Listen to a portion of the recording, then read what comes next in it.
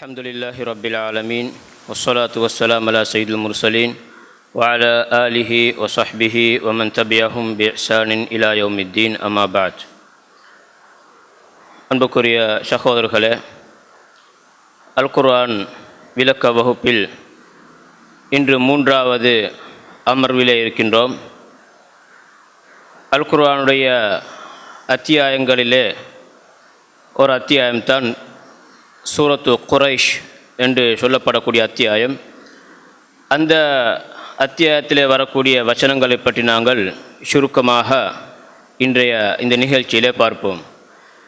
4 வசனங்களை கொண்டிருக்கக்கூடிய இந்த அத்தியாயம் ஆரம்பிக்கின்ற பிஸ்மில்லாஹிர் ரஹ்மானிர் ரஹீம். லிஈலாஃபி குரைஷ் ஈலாஃபிஹிம் ரிஹ்லத்தஷ் ஷிதாஇ வஸ்ஸைஃப் ஃபல்யஅ்புது ரப்ப ஹாதல் பைத் அல்லதி அத்அமஹும் மின் ஜூஅ் வ ஆமனஹும் மின் ஹௌஃப். இதுதான் 4 வசனங்களை கொண்ட இந்த ஆயத்து. இந்த சூறாவுக்குரிய பெயர் குரைஷ் என்று பெயர் வைக்கப்பட்டிருக்கின்றது. சில அத்தியாயங்களுக்கு ஒன்றுக்கு மேற்பட்ட பல பெயர்கள் இருக்கின்றன. ஆனால் இந்த சூறாவுக்குரிய பெயர் குரைஷ் என்பதில் எந்த ஒரு அறிஞர்களுக்கும் மாற்று கருத்தும் இல்லை. அதே போன்று வேறு பெயர்களும் சஹீஹான அறிவிப்புகளின் பிரகாரம் இந்த சூறாவுக்கு அறியப்படவும் இல்லை. எனவே இந்த சூறாவுக்குரிய பெயர்களில் முக்கியமான குரைஷ் என்ற பெயர் தான் இருக்கிறது. அதனுடைய அர்த்தம் குரைஷிகள் என்ற ஒரு கபீலா, ஒரு கோத்திரத்துக்கு வைக்கப்பட்டிருக்கக்கூடிய பெயர் தான் குரைஷ் என்பது. இந்த பெயர் எவ்வாறு வந்தது என்பதை பற்றி நாங்கள் அடுத்ததில் பார்ப்போம். பொதுவாக ஒரு சூறாவை பற்றி நாங்கள் குர்ஆனில் வரக்கூடிய ஒரு சூறாவை நாங்கள் படிக்கக்கூடிய இடத்துல அதில் சில அடிப்படை விஷயங்கள் கட்டாயம் நாங்கள் தெரிந்து கொள்ளணும். அந்த அடிப்படை விஷயங்களில் முக்கியமான ஒன்று தான் அந்த சூறாவுடைய பெயர். அந்த பெயர் தான் இங்கே மேலே போடப்பட்டிருக்கின்றது. குரைஷ் என்ற பெயர் இந்த சூறாவுக்கு இருக்கின்றது. அடுத்ததாக அந்த சூறா குர்ஆனில் எத்தனாவது அத்தியாயம் என்பதையும் நாங்கள் தெரிந்து கொள்ளணும். எங்களுக்கு தெரியும், குர்ஆனில் இருக்கக்கூடிய சூறாக்கள் 2 விதமான தர்த்தீபில், 2 விதமான ஒழுங்குமுறையில் இருக்குது. ஒன்று குர்ஆன் இருக்கக்கூடிய இப்போ நாங்கள் ஓதக்கூடிய அந்த ஒழுங்குமுறைக்கு சொல்லுவாங்க தர்த்தீபு திலாவாண்டுவாங்க, அதாவது ஓதல் ஒழுங்குமுறை. இன்னொன்று இருக்கின்றது அது எங்களோட குர்ஆனில் இப்போ இல்லை. அதாவது இறங்கிய ஒழுங்குமுறை ஒன்று தர்த்தீபு நுசூல் என்று சொல்லுவார்கள். அதாவது குர்ஆன் நபி ஸல்லல்லாஹு அலைஹி வஸல்லம் அவர்களுக்கு இறங்கிய முறை. அந்த இறங்கிய ஒழுங்குமுறையில் இந்த சூரத்து குரைஷ் வத்தீனி வஸ்ஸைத்தூன் என்ற அந்த சூறாவுக்கு அடுத்த சூறாவாக இந்த சூறா இறங்கி இருக்கின்றது. வத்தீனி வஸ்ஸைத்தூன் சூறாக்கு அடுத்ததாக அலம் தர கைஃபவும் இந்த 2 சூறாக்கள் அடுத்தடுத்து இறங்கி 2 சூறாக்கள். வத்தீனி வஸ்ஸைத்தூன் சூறாக்கு அடுத்ததாகத்தான் இந்த 2 சூறாக்களும் இறங்கியிருப்பதாக முஃபஸ்ஸிரீன்கள் கூறுகின்றார்கள். அது தர்த்தீபு நுசூல், அதாவது நபி அவர்களுக்கு குர்ஆன் இறங்கப்பட்ட ஒழுங்குமுறை என்ற அடிப்படையில் அங்கே இறங்கப்பட்ட ஒரு தர்த்தீபு. ஆனால் அந்த ஒழுங்குமுறையில் அல்ல நாங்கள் ஓதுவது. நாங்கள் ஓதக்கூடிய ஒழுங்குமுறை என்பது நபி ஸல்லல்லாஹு அலைஹி வஸல்லம் அவர்களுக்கு ஜிப்ரீல் அலைஹிஸ்ஸலாம் அவர்கள் ஒவ்வொரு ரமதானிலையும் ஓதி காட்டுவார்கள். எங்களுக்கு தெரியும், தர்த்தீபு நுசூல் அடிப்படையில் பார்க்க சொல்ல குர்ஆனில் முதலாவதாக இறங்கிய சூறா ஆயத்துகள் சூரத்துல் அலக், அதாவது 30வது ஜுஸில் இருக்கக்கூடிய இக்ரா பிஸ்மில வரக்கூடிய முதல் 5 ஆயத்துகள். ஆனால் அது இருக்குது 30வது ஜுஸில். குர்ஆனில் கடைசியாக இறங்கிய ஆயத்து நிறைய அறிஞர்களுடைய கருத்தின் பிரகாரம் சூரா பக்ராவில் வரக்கூடிய வத்தகு யௌமன் துர்ஜஊன ஃபீஹி இலல்லாஹ் சும்ம துவஃபா குல்லு நஃப்ஸின் மா கஸபத் வ ஹும் லா யுظ்லமூன். இந்த ஆயத்து தான் அல் குர்ஆனில் கடைசியாக இறங்கிய ஆயத்து. ஆனால் அந்த ஆயத்து எங்கே இருக்குன்னு சொன்னால் குர்ஆனில் 3வது ஜுஸ் தில்க ருசுல் ஜுஸில், அதாவது 6வது பக்கத்தில் கடைசி ஆயத்தாக அது இருக்குது. அப்போ 3வது ஜுஸில் கடைசியாக இறங்கிய ஆயத்து 3வது ஜுஸில் இருக்குது. முதலாவதாக இறங்கிய ஆயத்துகள் கொஞ்சம் கடைசி ஜுஸில் இருக்குது. எனவே தர்த்தீபு நுசூல் அடிப்படையில் நாங்கள் ஓதுறல. அப்போ இந்த ஓதக்கூடிய முறை எப்படி எங்களுக்கு கிடைச்சதுன்னு சொன்னால், ஒவ்வொரு வருஷமும் ரமதானில் என்ன செய்வாண்டால் ஜிப்ரீல் அலைஹிஸ்ஸலாம் அவர்கள் நபி ஸல்லல்லாஹு அலைஹி வஸல்லம் அவர்களுக்கு அதுவரையில் இறங்கிய குர்ஆன் ஆயத்துக்களை அந்த ஆர்டர் படி எந்த ஒழுங்குமுறையில் ஓதுவனமன்றத்தை அவங்களுக்கு ஓதி காண்பிப்பாங்க. அதுக்கு பிறகு நபி அவங்களுக்கு திருப்பி பாடம் கொடுப்பாங்க ஜிப்ரீல் அலைஹிஸ்ஸலாத்திட்ட. இவ்வாறு அந்த கடைசி வருஷம் ரசூலுல்லாஹ்வுடைய அது ஹிஜ்ரி 10வது வருஷம் அவரோட கடைசி ரமதானில் இரண்டு தடவைகள் நடந்துச்சு. அப்போ 4 தடவை அங்கே குர்ஆன் ஓதப்பட்டிருக்கின்றது. ஜிப்ரீல் அலைஹிஸ்ஸலாம் அவர்கள் 2 தடவை ஓதி காட்டினார்கள், நபி அவர்கள் 2 தடவை பாடம் கொடுத்தார்கள். அப்போ அந்த முறை தான் நாங்கள் இப்போ இந்த ஓதக்கூடிய ஒழுங்குமுறை. அந்த ஒழுங்குமுறையில் இந்த சூரா வந்து அல் குர்ஆன் 106வது அத்தியாயமாக 114 சூறாக்களில் 106வது சூறாவாக இந்த சூறா இருக்குது. அடுத்த இந்த ஆயத்துடைய எண்ணிக்கைகள் 4 என்பதை நான் ஏற்கனவே பார்த்தோம். அடுத்தது ருக்குன்னு சொன்னால் வந்து குர்ஆனில் சில அடையாளம் போட்டிப்பாங்க, ஐன் அடையாளம், சின்ன அடையாளம், அதாவது கொஞ்சம் கொஞ்சமாக வச்சு ஓதுறதுக்காக. இந்த ருக்குகள் ஐன்கள் எல்லாம் வந்து நபியுடைய காலத்தில் உருவாக்கப்பட்டதல்ல, பிற்காலத்தில் சலஃபு சாலிஹிங்கள் இந்த குர்ஆனை வந்து கொஞ்சம் கொஞ்சமாக வச்சு ஓதுறதுக்காக வேண்டியும், நாட்கள் அடிப்படையில் பிரித்து ஓதுறதுக்காக வேண்டி, வாரங்கள் அடிப்படையில் பிரித்து ஓதுறதுக்காக வேண்டி சில ஆயத்துக்களை அப்படி பிரித்தாங்க. அவ்வாறு பிரிக்கப்பட்டது ஒன்று தான் ருக்கு அண்டு ஐன் அடிப்படையில் செய்கிறாங்க, பிரிச்சிருக்கிறாங்க. அப்படி பார்க்கல சில சூறாக்கள் ஒன்றுக்கு மேற்பட்ட பல ஐன்கள் இருக்குது. உதாரணத்துக்கு சூரத்துல் பக்ரா எடுத்துக்கணும், நான் நினைக்கிறேன் பெரும்பாலும் 32 அல்லது 40 ஐன்கள் இருக்குது. இந்த சூறா பொறுத்தல ஒரு ஐன் தான் இருக்குது, ஒரு ருக்குழ தான் இருக்குது. ஐன் என்று நாங்கள் பொதுவாக சொல்லுவோம். அது இந்த ருக்குழ வரக்கூடிய கடைசி எழுத்து ஐன், அதை வச்சு தான் பொதுவாக எங்கள்கிட்ட பரிபாஷை நாங்கள் ஐன் ஐன் என்று சொல்கிறோம். ஒரு சூரத்துக்கு இத்தனை ஐன் நிற்குது அப்படி சொல்லுவோம் நாங்கள். ஆனால் இது வந்து ருக்குழகளாக தான் வீட்டில் போட்டிருக்கிறாங்க. அடுத்ததாக இதில் வரக்கூடிய சொற்கள் வந்து 17 சொற்கள் இருக்குது. எழுத்துக்களை பொறுத்த 73 எழுத்துக்கள் இருக்குது. நேற்றைய முந்தைய நிகழ்ச்சிகளை ஞாபகப்படுத்தப்பட்டது. எங்களுக்கு தெரியும் குர்ஆன் ஓதக்கூடிய இடத்துல வந்து ஒரு ஹர்ஃபுக்கு, ஒரு எழுத்துக்கு வந்து 10 நன்மைகள் குறைந்தபட்சம் கிடைக்கும். அது எங்களுடைய இஹ்லாஸ், எங்களுடைய பக்குவம், நாங்கள் குர்ஆனுக்கு கொடுக்கக்கூடிய முக்கியத்துவம், இதுகளை அடிப்படையாக வச்சு அந்த எண்ணிக்கைகள் இன்னும் கூடிக்கொண்டு போகும். குறைந்தபட்சம் 10, அது 100 ஆகி 700 எல்லாம் அதிகரிக்கும். அப்போ அந்த வகையில் குறைந்தபட்ச எண்ணிக்கைன்னு பார்த்தோன்னு சொன்னாலே இந்த சூறாவை நாங்கள் முழுமையாக ஒரு கோதி முடிச்ச இஹ்லாஸாக எங்களுக்கு குறைந்தபட்சம் 730 நன்மைகளாக எங்களுக்கு இன்ஷா அல்லாஹ் கிடைக்கும். அடுத்ததாக ஒவ்வொரு சூறாவையும் நாங்கள் அறிய வேண்டிய இன்னொரு விஷயம்தான், அந்த சூறா வந்து மக்கியாவா மதனியான்னு சொல்லி. எங்களுக்கு தெரியும் குர்ஆனுடைய பொருளடக்கத்தை நாங்கள் எடுத்து பார்த்தால் எல்லா குர்ஆன்லையும் பெரும்பாலும் அந்த சூறாக்களுடைய பொருளடக்கம் போடச்சில் அதில் 3-4 குளங்கள் இருக்கும், அட்டவணை மாதிரி வந்து. அதில் ஒன்றில் சூரத்துடைய பேர் வந்திக்கும், இன்னொன்றில் வந்து அந்த சூறா வந்து என்ன வகைன்றத்தை போட்டிப்பாங்க. சிலதில் மக்கியத்துன்னு போட்டிப்பாங்க, இன்னும் சிலதில் மதனியத்துன்னு போட்டிப்பாங்க. அதே மாதிரி அந்த குர்ஆனில் எந்த பக்கத்தில் இந்த சூறா வரணும் இன்னொரு குளம் இருக்கும். அப்போ நாங்கள் ஏற்கனவே இது சம்மந்தமாக யாபம் ஊட்டப்பட்டிருக்கும் நினைக்கிறேன். பெரும்பாலும் மக்கியா சூறாக்கள் சொன்னால் வந்து நபி ஸல்லல்லாஹு அலைஹி வஸல்லம் அவர்கள் ஹிஜ்ரத்து போகிறதுக்கு முன்னால் இறங்கிய சூறாக்களுக்கு மக்கியா என்றும், ஹிஜ்ரத்துக்கு பின்னால் இறங்கிய சூறாக்களுக்கு மதனியா என்றும் சொல்லப்பட்டிருக்கின்றது. சில சூறாக்களில் கருத்து வேற்றுமை இருக்குது, இது மக்கியாவா அல்லது மதனியான்னு சொல்லி. ஆனால் இந்த சூரத்தை பொறுத்தவரையில் ஒட்டுமொத்த எல்லா அறிஞர்களுடைய கருத்தின் பிரகாரம், இஜ்மாஅன் எல்லா அறிஞருடைய கருத்தின் பிரகாரம் வந்து இது மக்கியா சூறா தான். நபி அவங்க ஹிஜ்ரத் போகிறதுக்கு முன்னால் இறங்கிய சூறாக்கள் உண்டு. சரி, இந்த சூறா இறக்கப்பட்ட நோக்கம் என்னது? அல்லாஹ் தஆலா இந்த சூறா இறக்கிறதுக்கு பிரதான நோக்கம் வந்து மக்காவாசிகளுக்கு, குறிப்பாக குறைஷி காஃபிர்களுக்கு அல்லாஹ் தஆலா வழங்கியுள்ள அருட்கொடைகளை நினைவு கூறுவதற்காக வேண்டி அல்லாஹ் தஆலா யாஃபாப்படுத்துகிறான் நம்மளுக்கு. ஏண்டா முழுக்க அல்லாஹ்வுக்கு இணை வச்சுக்கு நிற்கிறாங்க. ஆனால் அல்லாஹ்வுக்கு எந்த வகையிலும் நீங்கள் இணை வைக்கிறதுக்கு தகுதி இல்லாதவர்கள், அவனை மாத்திரம் வணங்க வேண்டியவர்கள் என்றதை யாஃபம் ஊற்றுறதுக்காக அல்லாஹ் தஆலா அவங்களுக்கு செஞ்ச சில நிஅமத்துக்களை யாஃபம் ஊற்றுறான், குறிப்பிட்டு காட்டுறான். இதற்கு முந்தைய சூறாவிலையும் அல்லாஹ் தஆலா என்ன செய்கிறான், அதாவது அவர்களுக்கு பாதுகாப்பு ரீதியாக அல்லாஹ் அவங்களுக்கு செஞ்ச உதவியை பற்றி இந்த நேற்று நீங்கள் இந்த பார்த்த அந்த சூறாவில் அல்லாஹ் தஆலா சொல்லியிருக்கிறான். அந்த யானை படையை அழித்தது மூலமாக அந்த குறைஷி காஃபிர்களுக்கு வந்து அல்லாஹ் தஆலா ஒரு பாதுகாப்பான ஒரு ஏற்பாடு செஞ்சு கொடுத்தான். அந்த பாதுகாப்பான ஏற்பாடு செஞ்சதுனால அதனுடைய ஒரு இன்னொரு பிரதிபலன் தான் இந்த சூறாவில் இருக்குது. அவங்கள பற்றி மக்களுக்கு மத்தியில் ஒரு நல்லெண்ணம் வந்துட்டு, என்றால் இவங்க அல்லாஹ்வால் நேரடியாக உதவி செய்யப்பட்டவர்கள். என்றால் எங்களுக்கு தெரியும் அந்த இடத்துல அழிக்கப்பட்ட சமூகம் யார் என்றால் கிறிஸ்தவ சமூகம், ஏற்கனவே ஒரு நபியை ஈமான் கொண்ட சமூகம். அங்கு உதவி செய்யப்பட்ட சமூகம் யார் என்றால் முழுக்க அல்லாஹ் தாலாவுக்கு காபத்துல்லாஹ் 360 மேற்பட்ட சிலைகளை வச்சு இணை வைக்கக்கூடிய ஒரு சமூகம். அப்போ இணைவை அடிப்படையில் வந்து உதவி செய்யப்பட வேண்டியவர்கள் யார் என்றால் ஈசா நபிக்கு அவங்களை ஏற்றுக்கொண்ட அந்த கிறிஸ்தவர்கள் தான். ஏன்னா இவங்க முழுக்க முஷ்ரிக்கராக இருக்கிறாங்க, அவங்க வந்து யார் கிறிஸ்தவர்களாக இருக்கிறாங்க. அப்போ ஏதோ அமைப்பில் வேதத்தோட தொடர்பட்டவங்க. ஆனாலும் அல்லாஹ் தாலா இந்த இடத்துல வந்து ஒரு எதிர்காலத்தில் ஒரு நபி வரப்போறாரு, அதுக்குரிய முன்னேற்பாடு இங்கே இருக்கிற அவனுடைய மாளிகை. எனவே இந்த இடத்தை விட்டு கொடுக்கக்கூடாத அடிப்படையில் தான் அல்லாஹ்வை ஏற்கனவே நம்பிய அந்த கிறிஸ்தவர்கள் படையெடுத்து வந்த நேரத்தில் கூட அல்லாஹ் என்ன செய்கிறான், அவர்களை அழிச்சிட்டு இவங்களுக்கு தான் அல்லாஹ் என்ன செய்கிறான், பாதுகாப்பு கொடுக்குறான். அந்த பாதுகாப்பால் கிடைச்ச ஒரு பிரதிபலன் என்ன சொன்னால் இந்த சூரத்தில் வருது. என்னது, அவர்களுக்கு முக்கியமான 2 பிரயாணங்கள் அல்லாஹ் தஆலா ஏற்பாடு செஞ்சு கொடுக்குறான் வியாபாரத்துக்காக வேண்டி. எனவே இந்த உதவி செய்யப்பட்ட அப்ரஹா படையை வந்து அந்த பறவைகள் வந்து அழிச்சதுக்கு பின்னால் ஒட்டுமொத்த அந்த மக்காவுக்கு வெளியிருக்கக்கூடிய எல்லா அரபுகளுக்கு மத்தியிலையும் இவங்களை பற்றி ஒரு மதிப்பொன்றும் பயமொன்று வந்துட்டு, இவங்க அல்லாஹ்வால நேரடியாக உதவி செய்யப்பட்டவங்க. என்னங்களை நான் அந்த வரலாறு நேற்று படிச்சுப்பீங்க, யாருமே அங்கே திருப்பி தாக்க போகல. அப்துல் முத்தலிபுடைய கட்டளை பிரகாரம் எல்லாரும் மலைகள் கொசக்க ஏறி நின்ட்டாங்க. அவங்க படை வந்தது, அல்லா தாலா நேரம் அவனோட கண்முன்னிக்கு அல்லா தாலா அழிச்சு காட்டினான்.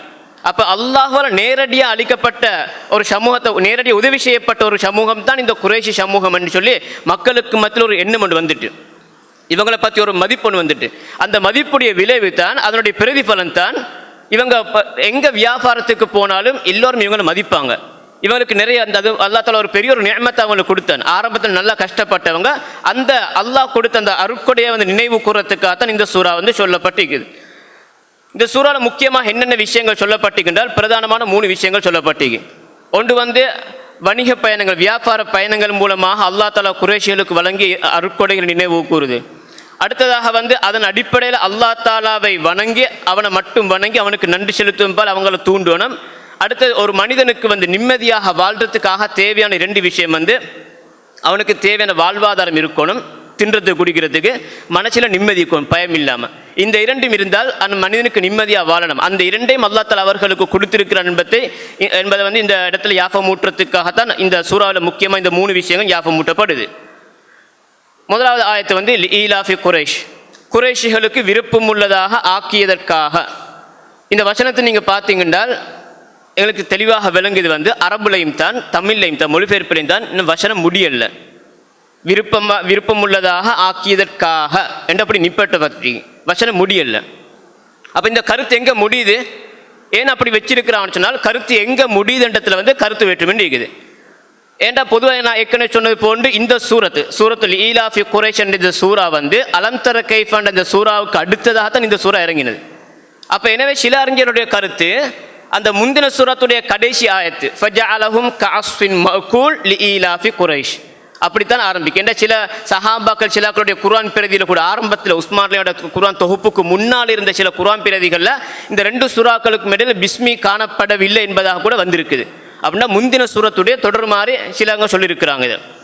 அப்போ ஃபஜஅல அப்படின்னு அப்படி எப்போ கருத்து எப்படி வரும், ஃபஜஅலஹும் கஅஸ்ஃபின் மஅகூல் லிஈலாஃபி குறைஷ், குறைஷிகளுக்கு விருப்பம் உள்ளதை ஆக்குவதற்காக அல்லா தாலா வந்து அந்த யானைப்படையை வந்து மெல்லப்பட்ட வைக்கோல்களை போன்று ஆக்கிவிட்டான். அப்போ அதனால் வந்து என்ன செய்கிறாங்க, இந்த அப்படி அல்லா தாலா ஏன் காட்டினான் அப்படி செஞ்சான், அவர்களுக்கு ஒரு விருப்பம் உண்டாக்கி, ஒரு பிரயாணத்தில் விருப்பம் உண்டாக்கி அவர்களுக்கு பாதுகாப்பு எடுத்து கொடுக்கறதுக்காக முந்திய காரியத்தை செஞ்சான் அப்படின்னு வருது முன்னுக்கு. அப்போ கருத்தை முன்னுக்கு கொடுக்கணும், இது சில அறிஞருடைய கருத்து. இன்னும் சில அறிஞர்களுடைய குறித்து இந்த கருத்தை வந்து பின்னுக்கு கொடுக்கணும். பின்னுக்கண்டாது அதாவது குறைஷிகளுக்கு அல்லா தாலா இப்படி வாய்ப்புகளை ஏற்பாடு செஞ்சு கொடுத்ததுனால அந்த ரப்பை அவர்கள் வணங்கட்டும். ஃபல்யஅபுது அப்போ கருத்து எங்கே முடியுதுன்றால் பின்னால் வரக்கூடிய ஆயத்து ஃபல்யஅபுது ரப்ப ஹாதல் பைத். அதனால தான் பெரும்பாலும் எல்லா மொழிபெயர்ப்புகளை மாதிரி குர்ஆனுடைய எல்லா மொழிபெயர்ப்பில் மாதிரி பெரும்பாலும் இந்த இடத்துல கருத்து இப்படி தான் போட்டிப்பாங்க, முடிச்சிருக்க மாட்டாங்க. ஏன்னா 2க்கும் இடம்பாடிக்குது. இதில் எது வலுவானத்தை பற்றி பெருசாக அறிஞர்கள் பேசல. இமாம் இப்னு ஜரீர் தபரி ரஹ்மத்துல்லாஹ் மட்டும் முதலாவது கருத்து வலுவான கருத்தை சொல்லியிருக்கிறாங்க. ஆனால் வேறு யாருமே சொல்லலை, நிறைய அறிஞர்கள் சொல்கிறாங்க 2க்குமே இடம்பாடிக்குது. எனவே இந்த 2ல் ஒன்றை வந்து எங்களுக்கு வலுப்படுத்தக்கூடிய நிலைமையில் 2க்கும் பொருத்தமும் தான் இவ்விடத்தில். அதாவது குறைஷிகளுக்கு அந்த பாதுகாப்பு ஏற்பாடு செஞ்சு அவர்களுக்கு பிரயாணத்தில் விருப்பம் உண்டாக்குறதுக்காக ஒரு பாதுகாப்புக்குரிய முன்னேற்பாடாக அல்லாஹ் அந்த அப்ரஹாவுடைய படையை அழிச்சான் அப்படியும் கருத்து இருக்கலாம். அல்லா தாலா இப்படி இவங்களுக்கு நியமத்துகள் நிறைய செஞ்சிருக்கிறானே, அதனால் அல்லா தாலா அவங்க வணங்கட்டும், நன்றி செலுத்தும் முகமா அப்படியும் கருத்து இருக்கலாம். 2 கருத்துக்கும் தாராளமாக வாய்ப்பு இருக்கிறதுனால வந்து பெரும்பாலும் மொழிபெயர்ப்புகள் இப்படித்தான் இதில் போட்டிருப்பாங்க. சரி, இந்த குறைஷ் என்றா யாரு? இப்போ குர்ஆனில் வந்து குறைஷ் என்ற வார்த்தை வந்திக்கு இந்த ஒரு இடத்துல மட்டும்தான் வந்திக்குது. எங்களுக்கு தெரியும் நபி ஸல்லல்லாஹு அலைஹி வஸல்லம் அவர்கள் வந்து குறைஷி கோத்திரத்தை சேர்ந்தவங்க நாங்கள் எல்லாருமே தெரிஞ்ச ஒரு விஷயம்தான். அந்த குறைஷண்டா யாருன்னு சம்பந்தமாக தான் ஒரு அரபுல ஒரு சாட்டன் அட்டவணை போட்டிருக்கிறாங்க. வந்து ஒரு இது உண்டு, இந்த பரம்பரை சம்பந்தமான இது உண்டு. இது உங்களுக்கு பார்த்த வழங்கும் அந்த மஞ்சளுக்கு ஹைலைட் பண்ணிக்கிறதுல வந்து அதில் ஆக கீழே கேட்கக்கூடிய ரசூலோட வாப்பா அப்துல்லா அவர் இந்த அப்படி நாங்கள் எண்ணிக்கொண்டு போனோம்னால் ரசூல் ஸல்லல்லாஹு அலைஹி வஸல்லம் 10வது பாட்டன், முதலாவது பாட்டன் யார், அப்துல் முத்தலிப். அப்படி அவரோட வாப்பா ஹாஷிம், அவரோட வாப்பா அப்துல் மனாஃப், குஸை அப்படின்னு சொல்லி கடைசியாக வந்து ஃபிஹ்ர் என்ற ஒரு ஆளுடைய பேர் வருது. அந்த ஃபிஹ்ருடைய புனை பேர் தான் குறைஷ் என்பது. ஃபிஹ்ருடைய புனை பேர் தான் குறைஷ் என்பது. இந்த குறைஷ் என்பது என்ன சொல் என்பது சம்பந்தமாக வந்து மூன்று விதமான கருத்துக்கள் சொல்லப்படுது. குறைஷ் என்று சொல்ல என்ன சொல்லணும்னு சொல்லி அபு ஹையான் என்ற ஒரு பிரபலமான ஒரு வரலாற்று இந்த முஃபஸிர் தஃப்சீர் கால அறிஞர், அவர் ஒரு மொழியியலாளர் தான், மொழி சம்பந்தப்பட்ட ஒரு நிறைய திறமை வாய்ந்த ஒரு இமாம். அவருடைய கிதாபில் சொல்றாரு, குறைஷ் என்ற கருத்துகள் இருந்தோ இல்லையோ அது ஒரு பெயர். நாங்கள் முஹம்மது, அப்துல்லா, ஜெயித் இப்படி ஒவ்வொரு பேர் வைக்கிற மாதிரி ஒரு பேர் ஒன்று மட்டும்தான், அதுக்கு கருத்து இருக்கணும்னு முக்கியம் இல்லைன்னு சொல்லுவாங்க. இன்னும் சில அறிஞர்கள் சொல்றாங்க இந்த குறைஷ் என்று சொல் கருஷ் என்ற வார்த்தையிலிருந்து பிறந்து வந்த சொல். கருஷ்ன்னு சொல்லுவாங்க, இதுக்கு சொன்னா கரஷ யக்ருஷ்ன்னு சொல்லுவாங்க, சேருது, ஒன்று சேருது. ஏன்னா இவங்க அங்கே இங்கே பிரிஞ்சு இருந்தவங்க, அவங்க ஒரு கட்டத்தில் குசைபின் கிலாபு மூலமாக ஒன்று சேர்த்தப்பட்டாங்க. அதனால் இவங்களுக்கு அந்த ஃபிஹருடைய அந்த லக்கப் அப்படி இவனுக்கு கபீலாவுக்கு மாறிட்டு, அதாவது ஏற்கனவே ஃபிஹருக்குரிய லக்கபு தான், அவருக்குரிய சிறப்பு பெயர் தான் குறைஷ். ஆனால் இந்த கபீலா குறைஷ் கபீலான்னு அறியப்பட்டாங்க புறவு தாண்டி இவனோட கருத்து. அப்போ இந்த குசைபின் கிலாபண்டவர் உங்களுக்கு தெரியும், இல்லை அப்து மனாஃபுக்கு மேலிக்கு அவருடைய பேர் குசைன்னு சொல்லி. அப்போ அவர் தான் இந்த குறைஷிகள் எல்லாரும் ஒன்று சேர்த்தினார். மக்கால அங்கேயும் இங்கே பிரிஞ்சு வாழ்ந்தாக்களை மக்காவுக்கு எல்லாரும் கொண்டு குடியமர்த்தி ஒன்று சேர்த்தினார் அவர் தான். எனவே அவருக்கு அதுக்கு பின்னால் தான் இந்த குறைஷ் என்ற பேர் சொல்லுவாங்க. இன்னும் சில ஆக்கள் சொல்லுவாங்க, மூணாவது கருத்து இருக்குது, குறைஷ் என்று கடல்வாழ் உயிரினங்கள் ஒரு ராட்சத உயிரினம், பயங்கரமான ஒரு உயிரினம். அந்த உயிரினத்தில் மீன் வகைகள் உண்டு, கடல் உயிரினங்கள் உண்டு. அதனுடைய வேலை என்ன சொன்னால் அடுத்த எல்லா கடல் உயிரினங்களையும் தாக்கி அழிச்சு கொண்டிருக்கக்கூடிய அதோட வேலை. எனவே அப்போ தைரியத்துக்கு வீரத்துக்கு பேர் போன ஒரு உயிரினம் தான் கருஷ் என்று சொல்லி, அதிலிருந்து குறைஷிகள்ட்டும் அப்படி வீரம் இருக்கிறதுனால அவங்களுக்கு அந்த பேர் வந்ததா இப்படி மூன்று கருத்தை சொல்லுவாங்க. ஆனால் பொதுவாக பிரபலமான கருத்து அது ஒரு பேர், அதாவது அந்த ஃபிஹர் என்றவருக்குரிய ஒரு சிறப்பு பெயராக தான் இந்த குறைஷனுக்கு அறியப்பட்டு பார்க்கப்படுது. இப்போ நீங்கள் அட்டவணைகளை பார்க்கறதுக்கு ரசூல் ஸல்லல்லாஹு அலைஹி வஸல்லம் தலைமுறையில் அப்துல் முத்தலிப், அவருடைய வாப்பா ஹாஷிம், அப்புறம் அப்துல் மனாஃப், அவருடைய வாப்பா குசை, அவருடைய வாப்பா கிலாபு, அவருடைய வாப்பா முர்ரத், அவருடைய வாப்பா காபு, அவருடைய வாப்பா லுஐ, அவருடைய வாப்பா காலிப், அவருடைய வாப்பா தான் ஃபிஹர். அந்த ஃபிஹருடைய சிறப்பு பெயர் தான் குறைஷ் என்பதாக பொதுவாக சொல்லப்படுது. அப்போ அந்த அடிப்படையில் தான் அல்லாஹ் தஆலா குர்ஆனில் குறைஷ் என்ற வார்த்தையை பயன்படுத்தி இருக்கிறான்.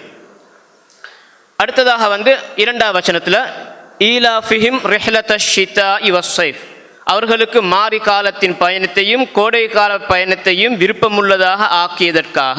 அப்போ முந்திய அந்த வசனத்துடைய தொடர்ச்சி தான் இது. முந்திய வசனத்தில் பொதுப்படையாக சொல்றான், குறைஷிகளுக்கு விருப்பம் உண்டாக்கி வைத்ததற்காக. எதை விருப்பம் உண்டாக்கினான் அதை பற்றி முந்திய வசனத்தில் சொல்லலை. இரண்டாவது வசனத்தில் அது சொல்றான், எந்த விஷயத்தை விருப்பமாக்கினான், ஈலாஃபிம் ரிஹ்லத்தஷ் ஷிதாஇ வஸ்ஸைஃப், மாரி காலத்துடைய. அதே பொண்ணு எங்களுக்கு தெரியும் பருவ காலங்கள் 4 பொதுவாக சொல்லுவாங்க, அரபுலையும் சொல்லுவாங்க. ஒன்று ஷித்தா, அடுத்த சைஃப், அடுத்த ரபி, அடுத்த ஹரீஃப் பண்ணுவாங்க. அதாவது மாரி காலத்துக்கு ஷித்தான்னு சொல்லுவாங்க, கோடை காலத்துக்கு சைஃப்னு சொல்லுவாங்க, அதே மாதிரி இலையுதிர் காலத்துக்கு ஹரீஃப் அண்டுவாங்க, வசந்த காலத்துக்கு ரபி அண்டுவாங்க. இப்படி 4 காலங்கள் இருக்குது. அப்போ இதில் விசேஷமாக இந்த குறைஷிகளுக்கு 2 பயணங்கள் அல்லாஹ் தஆலா ஏற்பாடு செஞ்சு கொடுத்திருந்தான். இந்த பயணங்களை யார் அறிமுகப்படுத்தி உருவாக்கினாங்கன்னு சம்பந்தமாக பொதுவாக கிதாபுல வரலாற்று கிதாபுல வருது. ரசூல் ஸல்லல்லாஹு அலைஹி வஸல்லம் அவர்களுடைய அந்த அப்பாமார்கள் இரண்டாவது அப்பா யார், அப்துல் முத்தலிபுடைய வாப்பா ஹாஷிம், அவர் தான் இதை உருவாக்கினதாக. என்று அவருடைய காலத்தில் நிறைய ஒரு பெரிய ஒரு வறுமை ஏற்பட்டது. இவர் அடிக்கடி என்ன செஞ்சாண்டா, அப்போ ஒருக்க வெளியே பிரயாணம் போகிறாரு சிரியா பகுதி, ஷாம் பகுதிக்கு. அந்த ஷாம் பகுதியில் அந்த பகுதியை ஆட்சி செஞ்சு கொண்டிருந்ததுனால ரோமர்களுடைய கட்டுப்பாட்டில் இருந்த காலம். அப்போ ரோம் மன்னர் கைசர்கிட்ட போய் என்ன செய்கிறாரு, இவர் சில விஷயங்களை பற்றி பேசுகிறாரு. பேசி அதில் ஒரு உத்தரவாதம் பண்ணி கேட்குறாரு. அதாவது எங்களோட ஊரில் கொஞ்சம் பேர் வியாபாரம் தெரிஞ்ச கொஞ்சம் பேர் இருக்கிறாங்க, அதுக்கு முன்னால் மக்காவுக்கு மட்டும்தான் அவங்க வியாபாரம் செஞ்சுக்கணும், அவங்களுக்கு இடையில மட்டும்தான். அப்போ மக்காவுக்கு வெளியே போக மாட்டாங்க. ரசூலுல்லாஹ்வுடைய அப்பா அல்ல பூட்டன்னு சொல்லுவாங்க, அப்துல் முத்தலிபுடைய பாப்பா ஹாஷிம், அவர் என்ன செய்யறாண்டா கைசர் மன்னர்கிட்ட போய்த்து பேசுகிறாரு. அதாவது இப்படி எங்களோட சமூகத்தில் இப்படி ஆட்கள் நிறைய வியாபாரிகள் இருக்கிறாங்க, அவங்க ஊருக்கு வெளியே போகிறதுக்கு பயப்படுதாங்க. உங்களோட இடத்துக்கு அவங்க வியாபாரம் செய்கிறதுக்கு, உங்களோட பொருட்கள் அவங்க கொள்வனை செய்கிறதுக்கும், அவனோட பொருட்கள் உங்களுக்கு விற்பனை செய்கிறதுக்கும் நீங்கள் அவருக்கு ஒரு உத்தரவாதம், பாதுகாப்பு உத்தரவாதம் தரணும், அவங்களுக்கும் அவனோட சொத்துக்களுக்கும் பாதுகாப்பு உத்தரவாதம் தரணும்னு சொல்லி கேட்குறாங்க. அப்போ கைசர் மன்னன் எழுதி கொடுக்குறார் பாதுகாப்பு உத்தரவாதத்தை.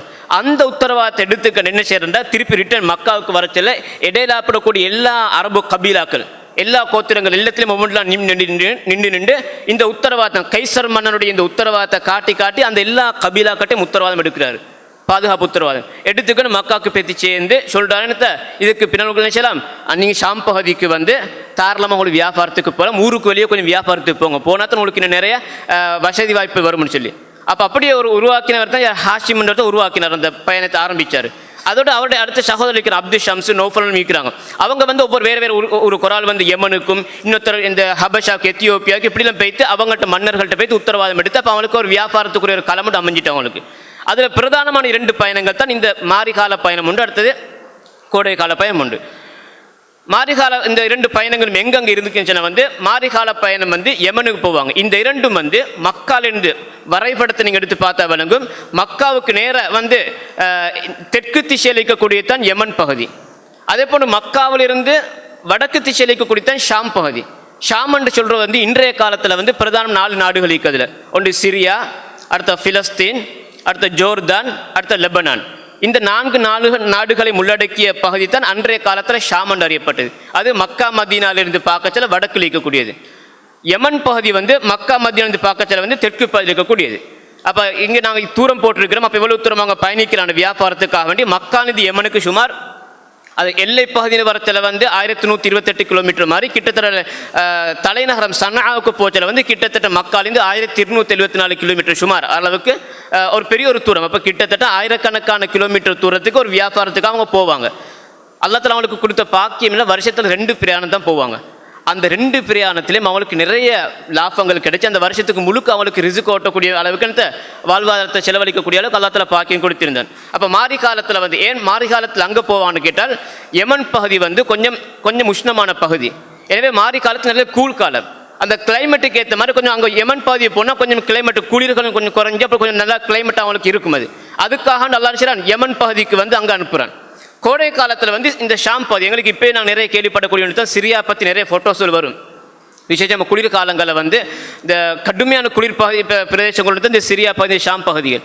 ஏன்னா அந்த பகுதிக்கு கோடை காலத்துக்கு போவாங்க அவங்க. அப்போ கொஞ்சம் இந்த இதாக இருக்கும், குணமாக இருக்கும் இடத்துக்காக வேண்டி. சிரியா வந்து மக்காலிருந்து சிரியா அந்த ஷாம் பகுதிக்கு வந்து கிட்டத்தட்ட 1600 1200 கிலோமீட்டர் தூரம் அளவுக்கு இருக்குது மக்காலிருந்து ஷாம் பகுதிக்கு. அவ்வளோ தூரமான ஒரு பிரயாணம் நினைச்சு அங்கே போகிறாங்க. 2 பிரயாணங்கள் தான் போவாங்க. அல்லாஹ் தஆலா அவங்களுக்கு செஞ்ச பெரிய ஒரு நிஅமத் அதுதான்.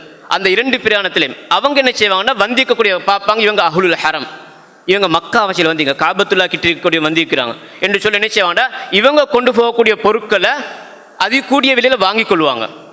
அவங்க இவங்களுக்கு கொடுக்கக்கூடிய விற்பனை செய்யக்கூடிய பொருட்களை வந்து குறைந்த விலைக்கு விற்பனை செய்வாங்க. அப்போ இவங்க 2 சைடும் இவங்களுக்கு லாபம். அதுதான் அல்லாஹ் தஆலா அப்படிலாம் பொதுவாக எல்லாருமே வியாபாரம் செய்கிறதான். அல்லாஹ் தஆலா விசேஷமாக ஒரு அருட்கொடையா நிஅமத்தா சொல்லி காட்டுன்னு சொன்னால் அவனுக்கு அப்படி ஒரு பெரிய லாபம் கிடைக்கும். வருஷத்தில் 2 பிரயாணம் போவாங்க, அது வருஷம் முழுக்க போதும் மாதிரி அவங்களுக்கு. அவ்வளோ பெரிய நிஅமத் அல்லாஹ் தஆலா செஞ்சுக்கிறான் அவங்களுக்கு இந்த 2 பிரயாணங்கள் மூலமாக. இது அரபுல ஒரு வரைபடம் போட்டிருக்கிறாங்க வந்து இந்த பிரயாணங்கள் போகக்கூடிய அந்த முக்கியமாக அரபு நாட்டுடைய அந்த குறைஷிகள் வந்து முக்கியமாக போகக்கூடிய இடங்கள் சம்பந்தமாக வலது பகுதி மேலுக்கு பார்க்கலாம் பாத்தியத்தி ஷாம்னு போட்டிருக்கிறாங்க.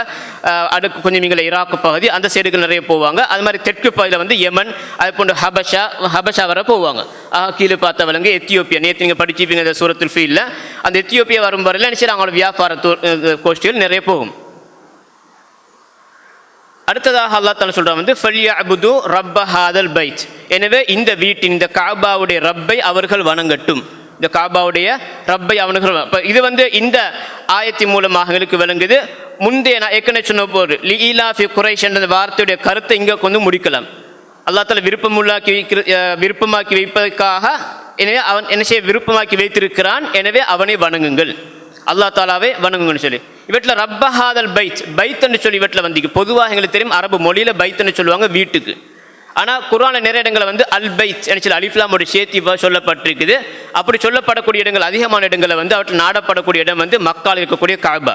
அந்த காபா மஸ்ஜிதுல் ஹரம் மக்கா நகர மண்டலத்தை விட அதில் காபத்துல்லாவும் மஸ்ஜிதுல் ஹரத்தையும் சேர்ந்துள்ள பகுதி தான் நாடப்படுது. குர்ஆனில் வந்து இந்த காபாவுக்கு கூறப்பட்டுள்ள சில பேர்கள் நாங்கள் போட்டிருக்கிறோம். பொதுவாக குர்ஆனில் வந்து இந்த கிட்டத்தட்ட 6 பேர்கள் பயன்படுத்தப்பட்டிருக்கு. ஊருக்கு வேறு பேர்கள் பயன்படுத்தப்பட்டிருக்குது. பக்கா, உம்முல் குர்ஆன், மக்காவுக்கு வேறு பேர்கள் இருக்குது. இது காபத்துல்லாவுக்கு மஸ்ஜிதுல் ஹரம் காபத்துல்லாவுக்கு குர்ஆனில் 6 விதமான பேர்கள் பயன்படுத்தப்பட்டிருக்கு. முதல்ல வந்து அல் பைத்ன்னு சொல்லி இந்த இடத்துல சொல்லப்பட்டிருக்கு மாதிரி ஃபல்யஅபுது ரப்ப ஹாதல் பைத். அடுத்தது அல் பைத்துல் ஹராம் இன்னொரு இடத்துல ஜஅலல்லாஹு கஅபத்தல் பைத்தல் ஹராம கியாம் அல் பைத்துல் ஹராம் ஜஅலல்லாஹு கஅபத்தல் பைத்தல் ஹராம்னு சொல்லி. அப்போ அல் பைத்துல் ஹராம் என்றால் மத்தன். அது மாதிரி அல் பைத்துல் முஹர்ரம் இப்ராஹிம் அலைஹிஸ்ஸலாத்து துஆல வருது ரப்பனா இன்னி அஸ்கன்து மின் துர்ரியத்தி பிவாதின் கைரி தி ஸர்இன் இந்த பைத்திக்கல் முஹர்ரம். அதில் அந்த காஃப் எடுத்துச்சுன்னா அல் பைத்துல் முஹர்ரம் தான் இலக்கணம் படி வரும். ஏன்னா அல் பைத்துல் முஹர்ரம் என்றால் கண்ணியப்படுத்தப்பட்ட வீடு. அதே மாதிரி அல் பைத்துல் அதீக் குர்ஆன்ல ஒரு இடத்துல வருது வல் யத்தவஃபு பில் பைத்தில் அதீக்னு சொல்லி. அப்படின்னா தொன்மையான பழமையான வீடு. அப்படின்னா இந்த பூமியில் முதலாவது அல்லாஹ் வணங்குறதுக்காக கட்டப்பட்ட மாளிகை அடிப்படையில் அல் பைத்துல் அதீக் என்ற ஒரு பேர் அதுக்கு இருக்குது. அதே மாதிரி கஅபான்ற பேரும் குர்ஆன்ல வந்திருக்குது இதுக்கு. அடுத்த வந்து அவ்வளு பைத் இன்ன அவ்வளு பைத்தின் உதி அலின்னாசின்னு வருது. அப்போ அவ்வளு பைத்னா முதல்ல கட்டப்பட்ட மாளிகை. இதெல்லாம் குர்ஆன்ல இந்த கஅபாவுக்கு சொல்லப்பட்டிருக்கக்கூடிய பெயர்கள் பிரபலமான. இது அல்லாமல் மக்காவுக்கு வேற பெயர்கள் சொல்லப்பட்டிருக்குது. பக்கா என்று சொல் இந்த மீமுக்கு பல வந்து பக்கத்தன்னு சொல் வந்திருக்குது. அது மாதிரி உம்முல் குர்ஆன் சொல் பயன்படுத்தப்பட்டிருக்குது. அல் பலத்னு சொல் பயன்படுத்த லா உக்ஸிமு பிஹாதல் பலத்னு சொல்லி அல் பலதுல் அமீன் என்று சொல்லப்பட்டிருக்கு அபய பூமி என்று சொல்லி இப்படி நிறைய பேர்கள் குர்ஆன்ல மக்காண்ட ஊருக்கும் பயன்படுத்தப்பட்டிருக்குது. இந்த பெயர்கள் எல்லாம் வந்து குர்ஆன்ல வந்து கஅபாவுக்கு மஸ்ஜிதுல் ஹராத்தோட சேர்த்து இந்த கஅபாவுக்கு பயன்படுத்தப்பட்ட பெயர்கள். இது பொதுவான ஒரு வரைபடம் போட்டிருக்கிறாங்க. வந்து மக்கால் இருக்கக்கூடிய பிரதான நகரங்கள். அதாவது எங்களுக்கு ஹஜ்ஜுக்கு போகிறாக்களுக்கு தெரியும் இந்த நகரங்களில் வந்து பெரும்பாலும் மஸ்ஜிதுல் ஹரமாக தொங்கல் இருக்குது. அதுக்கு இங்கே வந்து மினா இருக்குது, அதாவது ஹாஜிகள் தங்கக்கூடிய இடம் மினா. அதே போன்று கல்லடிக்கக்கூடிய இடங்கள். அதே போன்று வந்து முஸ்தலிஃபா இருக்குது, அதுக்கு கொஞ்சம் பின்னுக்கு. அதை விட பின்னுக்கு வந்து கொஞ்சம் தூரத்துலேக்கு அரஃபா மைதானம். அதில் தான் ஹாஜிகள் வந்து பிரதானமாக ஹஜ்ஜுடைய வணக்கங்கள் கடமைகள் ஸ்டார்ட் ஆகிற அங்கே தான் இஹ்ராம் நியத்து வச்சதுக்கு பின்னால் ஹஜ்ஜுடைய கடமைகள் ஸ்டார்ட் ஆகிற வந்து அரஃபா தினத்தில் வந்து அங்கே அரஃபா மைதானத்தில் தரிக்கிறது மூலமாக. அது முடிஞ்சு தான் அப்படியே கொஞ்சம் மேலுக்கு கூடிய முஸ்தலிஃபா போவாங்க. அங்கே போய்ட்டு இந்த 10ஆம் ஆண்டு இரவு, அதாவது நாளைக்கு 10ஆம் ஆண்டு இன்றைக்கு பெருநாள் தின இரவு, அந்த ஆண்டுக்கு அங்கே முஸ்தலிஃபாவில் தங்குவாங்க. தங்கிட்டு அடுத்த ஆண்டு காலையில் தான் மினாவுக்கு போவாங்க கல்லடிக்கிறதுக்கு. கல்லடிச்சு முடிஞ்சதுக்கு பின்னால் காபாவுக்கு போய்ட்டு தவாப் செய்வாங்க, சை செய்வாங்க. அப்போ ஹஜ்ஜுடைய பிரதானமான இடங்கள் தான் இந்த ஒரு வரைபடத்தில் சுருக்கமாக போட்டிக்குது மக்காவை சம்பந்தமான ஒரு அறிமுகத்துக்காக வேண்டி. சரி, அடுத்ததாக வந்து அந்த அல்லாஹ் தஆலா செய்கிறான்னு சொன்னால் வந்து அல்லதி அத்அமஹும் மின் ஜூஇன் வ ஆமனஹும் மின் ஹௌஃப் என்ற அந்த வசனத்தின் மூலமாக அல்லாஹ் என்ன செய்கிறான்னு சொன்னால் வந்து அவனை பற்றி அறிமுகப்படுத்துகிறான். ஏன் இந்த என்ன வணங்கணும்? ஃபல்யஅபுது ரப்ப ஹாதல் பைத், இந்த மாளிகையுடைய ரப்பை அவர்கள் வணங்கட்டும். ஏன் அவர்கள் வணங்கணும் இந்த ரப்பை? அதுக்குரிய காரணத்தை சொல்கிறான். அல்லதி அத்அமஹும் மின் ஜூஇன், அவர்களுக்கு வந்து பட்டினிலிருந்து பசியிலிருந்து அவர்களுக்கு உணவளித்தான். வ ஆமனஹும் மின் ஹௌஃபின், அச்சத்திலிருந்து அவர்களுக்கு அபயம் அளித்தான். இந்த இரண்டு காரணங்களுக்காக அவன் எத்தகையவனின் இவ்விரு பயணங்கள் மூலம் அவர்களுக்கு பசிக்கு உணவளித்தான், மேலும் அச்சமற்றவர்களாகவும் ஆக்கி வைத்தான். அப்போ இது முக்கியமாக இந்த ஒரு மனிதனுக்கு தேவையான இரண்டு விஷயங்கள் தான் இது. சரி, இந்த சூரா மூலம் எங்களுக்கு கிடைக்கக்கூடிய படிப்பினைகள் என்னென்ன படிப்பினைகள்னு சொன்னால் வந்து முதல்ல குறைஷிகளுடைய சிறப்பு. ஏன்னா குறைஷிகள் வந்து அல்லாஹ் தாலா வந்து நபி ஸல்லல்லாஹு அலைஹி வஸல்லம் அவர்கள் அந்த குடும்பத்தில் வந்ததால் அவர்களுக்கு ஒரு சிறப்பு இருக்குது. ரசூலுல்லாஹ் ஒரு ஹதீஸில் சொன்னாங்க, இன்னல்லாஹ் ஹஸ்தஃபா கினானத்த மின் உலுதி இஸ்மாயில், இஸ்மாயில் அலைஹிஸ்ஸலாத்துடைய சந்ததியிலிருந்து கினானா என்பவர் அல்லாஹ் தாலா தெரிவு செஞ்சு எடுத்தான். வஸ்தஃபா கினானத்த மின் கினானத்த குறைஷ், அதாவது கினானா கோத்திரத்திலிருந்து கினானாவுடைய சந்ததியிலிருந்து அல்லாஹ் தாலா வந்து குறைஷை தெரிவு செஞ்சு எடுத்தான். அந்த வஸ்தஃபா பனி ஹாஷிம் மின் குறைஷ், பனு ஹாஷிம் குடும்பத்தவர்களை குறைஷிகளிருந்து தெரிவு செஞ்சு எடுத்தான். வஸ்தஃபானி மின் பனி ஹாஷிம், பனு ஹாஷிம்லிருந்து அல்லாஹ் என்ன தெரிவு செஞ்சு எடுத்திருக்கிறான். அப்போ குறைஷிகள் வந்து அல்லாஹ் தாலாவால் தெரிவு செய்யப்பட்ட ஒரு சமூகம். ஏன் அவங்க தெரிவு செய்யப்பட்ட காரணம், அந்த சமூகத்திலிருந்து அந்த குடும்பத்திலிருந்து அந்த கபீலாலிருந்து தான் ஒரு நபி வரப்போறான்ற அடிப்படையில் அல்லாஹ் தாலா அந்த நபியால் தான் அவளுக்கு சிறப்பு. அப்படி இல்லாமல் அடிப்படையில் அரபியர்களுக்கு அஜமிகளுக்கு எந்த ஒரு வித்தியாசமும் இல்லை தக்குவாவும் இல்லாமல். இப்போ குறைஷிகளுக்கு விசேஷமான சிறப்பு வரத்துக்கு என்ன காரணம்? அல்லாஹ் தாலாவுக்கு மிக அவனுடைய படைப்பினங்கள் ஆக உயர்ந்தவங்க யார்? ரசூல் ஸல்லல்லாஹு அலைஹி வஸல்லம் அவங்க. அந்த ரசூலுல்லாஹ் இந்த கபீலால் இந்த கோத்திரத்தில் வாரத்தால் அவர்களுக்கு அந்த சிறப்பு சொல்லப்பட்டிருக்குது. அடுத்ததாக அவர்களுக்கு இந்த சூரத்தினால் பெயரக்கூடிய படிப்பினர் ஒன்று தான் அவர்களுக்கு அல்லாஹ் தாலா கொடுத்த அருட்கொடைகள், பிரதானமான 2 அருட்கொடைகள் சொல்லப்பட்டிருக்குது. அடுத்த ஒரு சமூகத்துடைய நிம்மதிக்கான அடிப்படை வந்து பாதுகாப்பும் வாழ்வாதாரம். இந்த 2 தான் ஆக முக்கியமான தேவை. ஒரு மணிக்கு ஒரு இடத்துல ஒரு ஊரில் வந்து நிம்மதியாக இருக்கணும்னால், சந்தோஷமாக தூங்கணும்னால் அதுக்கு கட்டாயம் பாதுகாப்பு இருக்கணும். எந்த ஒரு அரசாங்கத்துடையும் தான், எந்த ஒரு அரசாங்கத்துடைய எந்த ஒரு நாட்டுடையும் வந்து பிரதானமான 2 தூண்களை பார்க்கப்படக்கூடிய 2 பாதுகாப்பு, அடுத்ததாக வந்து வாழ்வாதாரத்துக்குரிய வழிகள். இந்த 2ம் இருந்துன்னு சொன்னால் அந்த நாடு நிம்மதியாக போகும், மக்கள் நிம்மதியாக இருப்பாங்க, சந்தோஷமாக இருப்பாங்க. எனவே அந்த 2ம் அல்லாஹ் தஆலா அவர்களுக்கு ஏற்பாடு செஞ்சு கொடுத்திருக்கிறான். அது சம்பந்தமாக இன்னும் சில ஆயத்தில் குர்ஆனில் சொல்லப்பட்டிருக்குது. அதை பற்றி நாங்கள் பார்த்துட்டு முடிச்சு கொள்வோம். ஒரு ஆயத்தில் அல்லாஹ் தஆலா சொல்கிறான் வந்து அவலம் நுமக்கின் லஹும் ஹரமன் ஆமினன், அவர்களுக்கு வந்து அதாவது நாங்கள் இந்த ஆயத்துக்கு முந்தின ஆயத்தில் என்ன வருதுச்சுன்னா வந்து வக்காலு இன்னத்தபிஉல் ஹுதா மஅக நுதகத்தஃப் மின் அர்தினா, அவங்க ரசூலாவை பார்த்து சொன்னாங்க, காஃபிர் குறைஷி காஃபிர், உங்களோட சேர்த்து நாங்கள் நேர்வழியை பின்பற்றினோம்னு சொன்னால் நாங்கள் இங்கிருந்து அப்படி தூக்கி வாரி எடுத்து செல்லப்பட்டோம்னா நாங்கள் அழிஞ்சிருவோம். நுத்தகத்தம் இந்த பூமியிலிருந்து அப்படி நாங்கள் ஃபுல்லாக அழிஞ்சிருவோம், நாங்கள் நிம்மதி இருக்க முடியாது, நாங்கள் அழிஞ்சு போய்த்துருவோம், உங்களோட நாங்கள் நேர்வழிக்கு வந்தான்னு சொன்னாங்க சொல்கிறாங்க. அப்போ தான் அல்லா தஆலா பதிலாக சொல்கிறான், அவலம் நுமக்கில்லஹும் ஹரமன் ஆமினன். இந்த அபயமளிக்கப்பட்ட இந்த பூமியை பாதுகாப்பு கண்ணியமிக்கு இந்த அபயமளிக்கப்பட்ட பூமி அவர்களுக்கு வாழக்கூடிய இடமா நாங்கள் ஆக்கி வைக்கவில்லையா? யுஜுபா இலேஹி சமராத்து குல்லி ஷை ரிஸ்கன். அவர்களுக்கு வாழ்வாதாரமாக எல்லா விதமான அந்த பலன்களையும் அவர்களுக்கு அங்கே கொண்டு வரப்படுது, அவர்களுக்கு கொண்டு வந்து சேர்த்துப்படுது.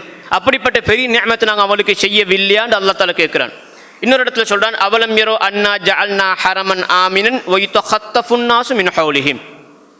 இந்த குறைஷிகளை சூழல மக்காவுக்கு வெளியில் நிறைய அரேபியர்கள் வந்து பலவிதமான எச்சரிக்கைகளுக்கு அச்சுறுத்தலுக்கு இந்த இலக்கானாங்க, நிறைய தாக்குதல்களுக்கு அநியாயங்களுக்கு அட்டுழியங்களுக்கெல்லாம் இலக்கானாங்க, பாதிக்கப்பட்டாங்க. ஆனால் அந்த நேரத்தில் இவங்க நிம்மதியாக இருந்தாங்க. அல்லாஹ் தஆலா தான் சொல்லி காட்டுறான், அவலம் யரோ அன்னா ஜஅல்னா ஹரமன் ஆமினன். அவர்களுக்கு நாங்கள் இந்த அபயமளிக்கப்பட்ட இந்த கண்ணியமிக்க இந்த பூமியை வந்து அபயமளிக்கப்பட்டதை நாங்கள் ஆக்கவில்லையா? எப்போ எந்த நிலையில் வைத்தஹத்தஃபுன்னாசு மின் ஹவுலிஹிம். அவர்களை சூழ இருக்கக்கூடிய மக்கள் எல்லாம் வந்து வாரி எடுத்து செல்லப்படக்கூடிய அநீதி இழைக்கப்பட்டு கொண்டிருக்கக்கூடிய நிலைமையில் இவங்களுக்கு நாங்கள் பாதுகாப்பை கொடுக்கவில்லைன்னு அல்லாஹ் கேட்குறான். இன்னொரு இடத்துல அல்லாஹ் சொல்றான், வமன் தஹலஹு கான ஆமினா. யார் இந்த மக்கா உள்ளுக்கு வாரார் அவர் அபயமுள்ளவராக மாறிடுவார், பயம் இல்லாமல் அவருக்கு உள்ளுக்கு இருக்கலாம், எந்த ஒரு ஆபத்தும் வர மாட்டாது. இவ்வாறு அவர்களுக்கு கொடுக்கப்பட்ட நிஅமத்தை இவங்க துஷ்பிரயோகம் செஞ்சாங்க, மறுத்தாங்க. அதனுடைய விளைவாக அல்லாஹ் தஆலா அவர்களுக்கு எந்த இரண்டையும் சூரத்து குறைஷ் நாங்கள் இப்போ படித்த சூரத்தில் வந்து எந்த இரண்டையும் நிஅமத்தாக அல்லாஹ் தஆலா சொல்கிறானோ அந்த இரண்டுக்கும் எதிர்ப்பதத்தை அல்லாஹ் தஆலா இந்த கடைசி ஆயத்தில் சொல்லி அவர்களை சோதிக்கிறான். வதரபல்லாஹ் மஸலன் கரியத்தன். ஒரு கிராமத்தை அல்லாஹ் தஆலா உதாரணமாக சொல்கின்றான். அது என்ன கிராமம்னா மக்காவை தான் சொல்கின்றான். கானத் ஆமினத்தன் முத்துமஇன்னத்தன். அஃபயமுள்ளதாக நிம்மதியானதாக அந்த ஊர் இருந்துச்சு. யதீஹா ரிஸ்குஹா ரகதன் மின் குல்லி மக்கானின். அந்த ஊருக்கு வந்து எல்லா பகுதிகளிலிருந்தும் தாராளமாக ரிசுக்கள் வந்து கொண்டே இருக்குது அவங்களுக்கு. ஆனால் ஃபகஃபரத் பிஅன்உமில்லாஹ். அந்த அல்லாஹ்வுடைய நிஅமத்துக்களை அவங்க மறுத்துட்டாங்க. அந்த ஆயத்தை அல்லாஹ் தஆலா முடிக்கிறான், ஃபஅதாகஹல்லாஹு லிபாஸல் ஜூஇ வல் ஹௌஃபி பிமா கானு யஸ்னஊன். அவங்க செஞ்ச காரியங்களின் காரணமாக பட்டினியை கொண்டும் பயத்தை கொண்டும் அல்லாஹ் தஆலா அவர்களை அந்த இரண்டையும் அல்லாஹ் தஆலா சுவைக்க வைத்தான். அப்படின்னா ரெண்டை வச்சு அல்லாஹ் சோதிக்கிறான் அவங்கள. இந்த சூரத்தில் சொல்றான் நிஅமத்தாக அல்லதி அத்அமஹும் மின் ஜூஇன். பட்டினிலிருந்து அவர்களுக்கு உணவளித்தான். இந்த ஆயத்தில் சொல்றான், அது அவங்க துஷ்பிரயோகம் செஞ்சதின் காரணமாக அவங்கள அதே பட்டினியை வச்சு பசியை வச்சு நாங்கள் சோதிச்சோம்னு சொல்லி.